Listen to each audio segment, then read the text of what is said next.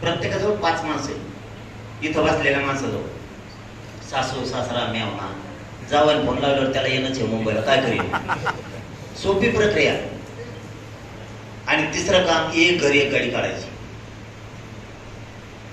एक घर एक गाडी काढायची. जी गाडी असेल ती, मोटरसायकल असो, 4 व्हीलर असो, काय असेल ते काढायची. फक्त मुंबईपर्यंत तुम्ही वाटा लावायला चला. 29 ऑगस्टला तुम्ही संध्याकाळी वापस फिरला तरी चालतं. आरक्षण आम्ही आणतो. ज्याला काम आहे पर्याय खुले करा समाजापुढं. समाजाला खोटं बोलू नका.